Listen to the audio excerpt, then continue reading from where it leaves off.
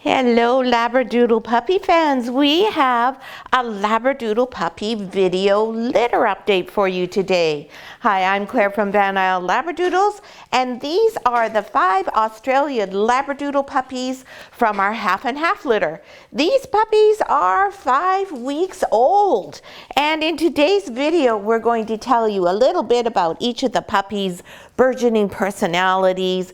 We're going to tell you a bit about what's new in their lives this past week, and we're also going to talk a little bit about toys and which ones are and aren't appropriate, and we're also going to talk a little bit about overstimulating your dog. And so let's get started. So this is our first video without Mama Sierra in the video. Sierra's still here with us. She'll be here until next week. So this is her last week with the puppies. The puppies are almost fully weaned. Sierra just goes in with them now 3 times a day for 2 minutes each time, and she doesn't sleep with them any longer. Now she's back to sleeping in our bedroom with us, and the puppies are on their own overnight. So right now we leave food for them overnight, which they do tend to eat the entire pan without any trouble. And next week we'll take that pan out at night to start to get them more in a regular routine of eating 3 times a day. So everything that we do with the puppies is building up to having them into a good routine, being well socialized, sleeping through the night, everything that we can do so that the transition over to you is as smooth as possible. Because we want it to be easy for you. We want your puppy to complement your life, not complicate it. And of course, we also want to be sure that we do everything possible for our puppies to be as happy as they can be in their new homes. So the puppies all have lots of teeth now. They're starting to chew, and that is why they are all able to be weaned. And one of the reasons why naturally mama dogs are happy to wean their puppies and not be with them as much once they get to this age. It's now very comfortable to have 5 sets of needle-sharp teeth on your milk bar. I can only imagine how much I would not like that if I was a mama dog. So that's why things do tend to just progress naturally at this age, when mom is more than happy to wean them and not spend as much time with them. And it makes it so much easier for mom to say goodbye to her puppies. Lots of times people ask us, well, don't the moms get really sad when the puppies go home? And they absolutely don't. Moms tend to go home before their puppies. Sierra will go home next weekend after our puppy family visit, and they're more than happy at that time to say, hey, you take over now, I've done my job. They're good to go. I've raised them, and now it's up to you to finish raising them. So it's not like people where if we were separated from our babies when they were still quite young, we would be bereft about that. Dogs are more like, phew, thank goodness, glad that job's over with, and didn't I do a great job? Now we're going to take a minute here because Black Collar Boy climbed into the donut bed. This is one of our donut beds that comes in the puppy starter kit. So the puppies are old enough now that they will start to use these donut beds and the crate mats. These are all natural, 100% Canadian made. They have human grade clothing fiber inside of them. They are not full of artificial chemicals. They do not have materials in them that are going to burst into flame. They don't have things that might cause cancer and other problems for your puppy later in life, because it's all lovely, natural, human grade fabric. And the dogs just love these beds. You can see this big side and where Black Collar Boy is sitting in. So now that mom's going to be gone next week, this bed is going to actually replace mom. These beautiful high sides, they are flexible for when your dog is an adult and wants to stretch out. But as a puppy, this mimics cozying up to the milk bar. It's very similar to being right next to mom or a litter mate. And so that's one of the reasons these beds are so popular. And this, of course, is part of your puppy starter kit. I believe almost all of our families on this litter are getting a puppy starter kit, and those are just the biggest biggest bonus, not just for the humans, but again, it helps the puppy in the transition. It gives the puppy time to bond with you rather than worrying about getting used to a whole lot of new things that they're not comfortable with. Get you away from big bad green color girl. And in the bed, you'll see we have this toy. So this is representative of one of the toys that will come in the puppy starter kit. All the other toys in here are as well. This is the toy that will only go with the puppies in their crate. So it's like a snuggle bunny for the puppy. It's just there for the puppy to feel like they have a litter mate with them. So when you have the donut bed mimicking Mama's milk bar and you have the special puppy, this just gives them so much comfort. So all the puppies in our Head Start program, this is how they will be crate trained. Their stuffy will go in with them so that they are quite used to having that friend with them. So when they go home with you and they go into their crate to go to bed at night, they'll be like, oh yeah, I know this routine. This is perfect. I can just go right to sleep. Yeah, oh, isn't that wonderful? Right, yellow color girl? That's a good girl. You can see they're also becoming very affectionate, extremely responsive to humans now. They are as interested in us as they are in one another at this age. And they have so much fun together. Now these little puppies haven't gone outside yet, so they're still inside and they're completely dependent for all of their stimulation on us and the toys we give them. And now we talked earlier, a couple of episodes ago, about why we do not have the puppies in the main area of our living area of our house 24/7 and how that overstimulates them. Just like if you have if you know of a child who's going to maybe 3 different sporting activities and 3 different art type activities, so that every moment of their lives is scheduled and they're constantly bombarded with stimulation.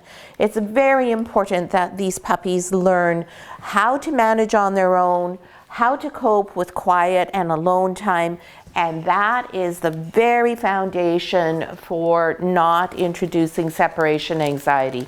Many people say, oh, I got a puppy who has separation anxiety. Probably not. Even if you have a puppy with a breeder who doesn't work with your puppy as a young puppy to help deal with separation anxiety, you still are going to be able to have a puppy who doesn't suffer from that as long as you provide some routine, some structure, and some formality into their lives. And by that I mean they aren't just allowed to run free and not learn anything and have any sort of structure. It's very important for puppies, just like young children, to have regular structure, boundaries, and have a nice routine. That way the puppies trust what's going to happen in their lives, in their days. They're comfortable, they can relax, and they learn to trust you and respect you when you do that. So we start for the first 8 weeks providing that foundation by giving the puppies time to be alone successfully. Of course, alone doesn't mean they're individually on their own because they're too young for that. They're still with one another, but they aren't constantly being bombarded by noise, smells, everything. They have a nice, quiet, safe spot, which also helps encourage them to learn how to be comfy in their crate or in their X-Pen when you're out, and they don't anticipate that we are there with them every moment of the day. Right? Oh yes, and that's a part of the reason when they see us, we spend all of our time, we do focus on them, we do something with them, even if it's just holding them. Now some of the other toys we've got here, these are crinkle toys. So these provide all sorts of activity for the puppy. New sound, very enticing. What is it? Oh, look, I can make a sound. It's going to make a sound when they chew on it. It's lovely and soft. It's not too thick, easy for them to fit into their small mouths. Then we also have this braided rope toy. This again is all human quality. It's made by the same company in Alberta. It's all natural. This is great. It's stretchy. While they're teething right now, it's easy. They can get their teeth through here. They get lots of mental satisfaction because they really feel like they're getting their teeth into the meat of it. Whereas one of these harder type toys, and I have one, here we go. This one has all natural vegetable dye in it, so again, safety for the puppies. This is a hard rope toy. This is not a big one, and some of the smaller parts of it have a little bit of give to it, but this is pretty tough for a little puppy like this to get their teeth into. Sometimes this is what they want when they're teething. It really helps relieve the pain in the gum. So we always have one of these around. But this is primarily the type of thing that they like right now. Plus they can play tug with it, and it's light enough that they can move it around and use it more like something to play chase with. Then we have this great big ball. This is an indoor ball, and the reason why it's this size is so it doesn't go under your furniture as readily. This is the first little bit of having them learn to play fetch and learning about things moving away from them. We have smaller balls that we give them as well that make a noise. They squeak. Maybe Reynolds, you can just pass me that one there. These are the ones we prefer to use. This is a pumpkin because it's just about Halloween. There's a spiky ball underneath here, but nice soft coating on the outside, a little bit of an end to chew, and a really high squeak. Now these puppies are not strong enough to make that squeak, but they will get this kind of noise out of it. So we want to make sure we're doing this lots and seeing, are they running away? Are they going like, ooh, see how they're over here? They're not too keen on that sound. So that's great. We're not going to make it again. We're not going to make a fuss about it. We're just going to let them understand that, oh, Mommy made a really big sound and I didn't like it. I'm over here where I'm safe. But in a few minutes, I'll come back out because I'll see that there's nothing I need to be afraid of. And that's pretty much how you handle a situation when they're a bit worried. So they're all looking at me and going, But red and purple were not in the least bit bothered by it. Now here comes green. She's decided, oh yeah, okay, it's all right. It's all safe. Nobody died. Oh, here comes yellow. He says, yep, that's good. And purple, or black rather, is still thinking about what he wants to do. And I have another toy here. This one also crinkles. And inside are all sorts of little things that can be pulled out. Now this is a really good example of an inappropriate toy for a puppy this age. Our adult dogs love these. They just have hours of fun with these because they can pull these little things out. It makes them have to work at it. Even as adults, it takes them a while to think and go, oh, look, there's something inside there that I can get. And they'll play for ages with it, and then they'll generally rip the inside parts, little parts, into pieces. You can get replacements for them, though, in all the different varieties. Lots of good noise. Lots of nice texture up here for chewing. Great if you're an older dog to do this with, because dogs love to shake things around. And for the puppies, it still can be something that they can look at for now. They might use this to chew on, but they're not going to use this part in the middle of the toy yet. And then the other thing we have over there is the great big caterpillar.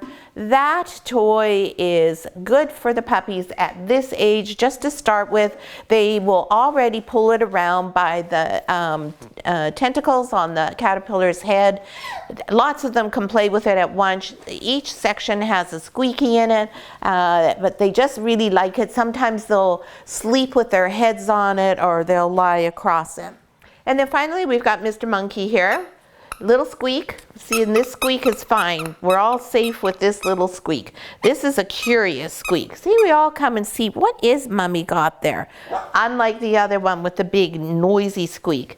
This monkey's got twisted arms, different textures on it, squeaks at the end of the feet, small enough areas that the dogs at this age can actually make it squeak, small enough to fit in their mouths, they can carry it around, and this has just the right texture for when you're teething. On the arms is just perfect, and it's got enough substance to it that they're actually getting some teething relief, but it's not so hard that they're getting annoyed and feeling they're not getting anywhere.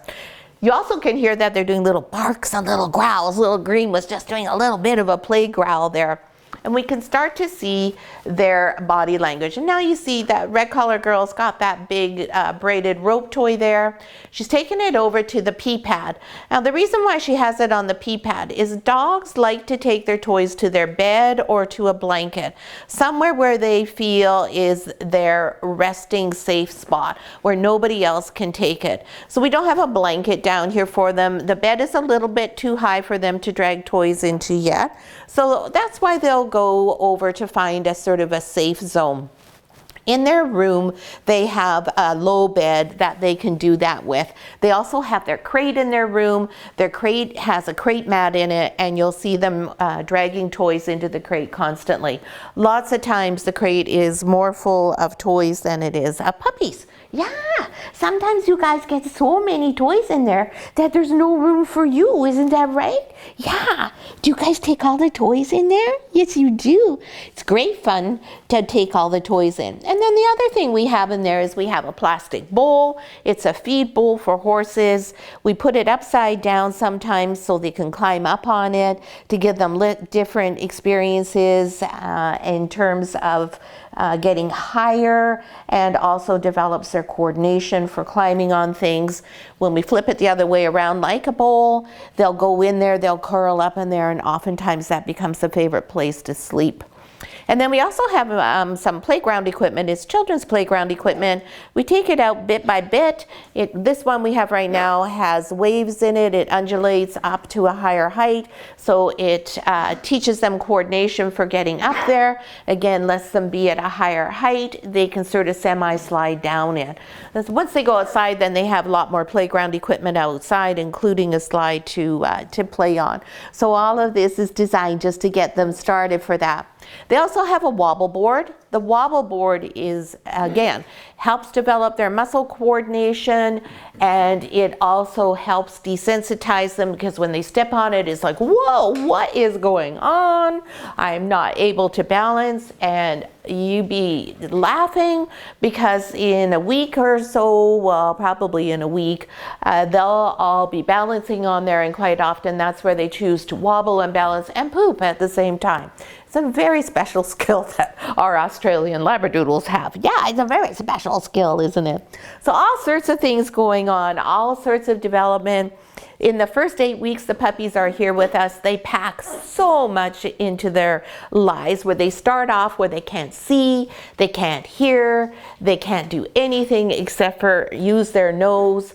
They are completely dependent on everybody around them looking after them, their environment being just right, to going home with you where they're, you know, pretty much like a toddler, where they can walk and play and talk and see and hear and can rip things up. It's just amazing how much they change in these first 8 weeks. So you just have to remember that, you know, puppies have an average lifespan of about, these dogs say about, you okay there, Green?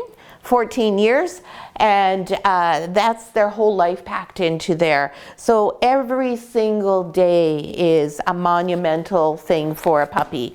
So that's why we want to celebrate and live every day fully with all of them, so we can enjoy every moment with them, right?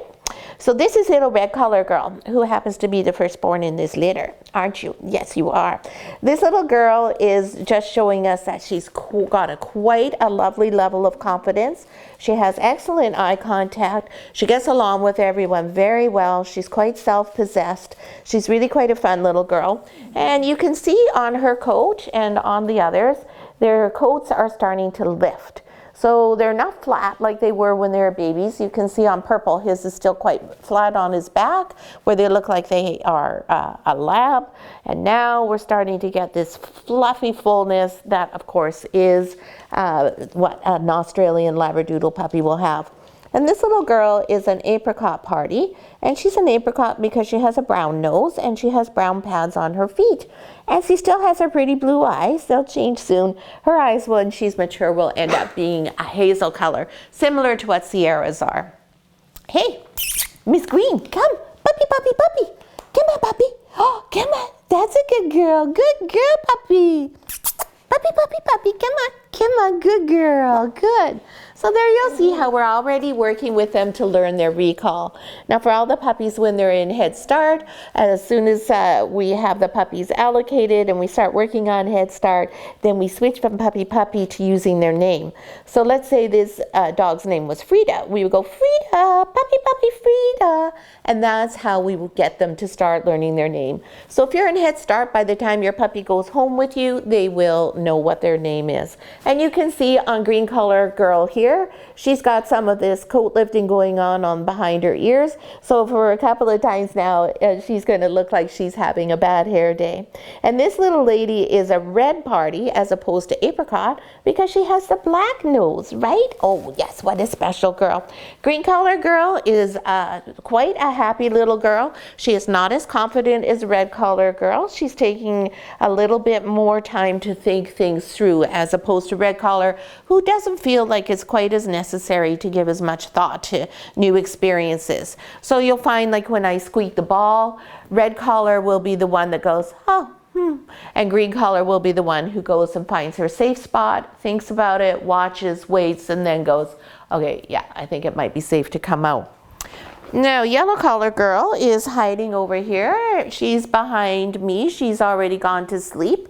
The puppies play, and then they sleep really hard. So yellow collar girl apparently is quite worn out. Now, yellow collar girl is our only chocolate in the litter with a little bit of the white on the chest. This is more what we expected in the litter, but oh my goodness, Mother Nature just fooled us, didn't she? Yeah, yes. This little girl is quite a little imp. She's very, very, very, very people focused. She is the one who comes running out first. She is always giving kisses. She is very much the dog who looks to the person for reassurance and for her cues. So if something's going on and it's new, she's going to look to the human to guide her as opposed to watching her brothers and sisters so much. Oh, thank you for those kisses. She very much likes to be snuggled. She just loves to have attention from people. And you can see her coat is also lifting up on her ears here, so she has a little bit of that bad hair day thing going on, and it's not lifting anywhere else on her body quite yet, right? Yeah. So that's our little yellow collar girl. And next is a purple collar who's going to be difficult and be on the wrong side, but Ren will get him for me. There we go, Purpy. And Purple says, what? Wait, what are you doing there? Hi, come on, buddy. And Purple is also a red. He is a red abstract because he has a little bit of white on his chest and on his paws. Little Purple is just the sweetest little fellow. Very similar to Green. If something happens, he likes to sit back, watch, wait, and decide whether it's safe or not. And he is, he's not as people focused as Yellow Collar. He's quite people focused, but not quite as much as Yellow. Yellow has already started to build a really strong bond with Reynold and I and Taylor. Purple is still just thinking about, oh, okay, so maybe that is what I do with the humans. Maybe that's what they're there for. But right now, he still has a stronger relationship with his siblings. Here, why don't you go in here? There's your friend Green. And interestingly, with the similar personalities between Purple and Green, they are very close friends. You'll see them together a lot. And then last but not least is our handsome little black color boy. And he has that beautiful black nose. And he is an apricot, and the reason why he's an apricot and not a red is just the intensity of his color. You can see he's got a lighter hue to him than Purple Collar does. Mr. Black is pretty much dead smack in the middle of the pack. He's pretty easygoing. You can see he's having the shakes right now. He's not sure what on earth is going on. As if I've never picked you up before, silly. He's just not sure. He's like, well, I've never been down here before. This is the first time the puppies have been in this room, and you can see they adjusted to it very well. We did not have them in here prior to starting to film the video. Mr. Black is Mr. Black, Mr. Green, and Mr. Purple, and it's Ms. Green. Excuse me, not Mr. Green. How rude. Those three dogs are very similar and right in the middle of the pack. Red is definitely the most outgoing at this point in time and confident, and Yellow is definitely got a high level of confidence and a very high relationship with people. Now, all of this may be something that completely changes by the time we do our allocations, so don't read too much into it. And also, when we have our puppy family visit on Saturday, when everyone comes to see the puppies, after that visit, we almost always have a major change in the puppies. They come out of their shells and they become dogs. And that's after that visit, we start to introduce them to the outside. And once they're outside and they get to see the whole world and go, wow, I can do this, then you see another major transformation. So that's when we see the major shift in personalities, and that's why we wait until the puppies are close to 7 weeks before we do our allocations. So I hope you enjoyed the video today and hearing a bit more about toys, the puppies' personalities, and of course I'm sure you loved watching the puppies. I could spend all day in here with them, and I always try to think of more excuses to do videos just so I can hang out with the puppies. If you have any questions or comments, please feel free to post them below. If you have a moment and can give us a heads up, a thumbs up, that'd be great. And for those of you who are on this litter list, if you have not yet signed up for Head Start, you can just send me an email and tell me you'd like your puppy in Head Start. And if you haven't purchased your puppy starter kit, you can certainly go to the website and do that at any time. You can wait until closer to pickup day. It's totally up to you, but I really do recommend that you get that. It has everything you need, nothing that you don't, and it's all what your puppy is accustomed to having. So thanks for watching. There will not be a video next week because it's our puppy family visit, but the next video we do will be our allocation video. So we hope we see all of you then. Thanks so much for watching. Hey guys, hi, hi. Oh,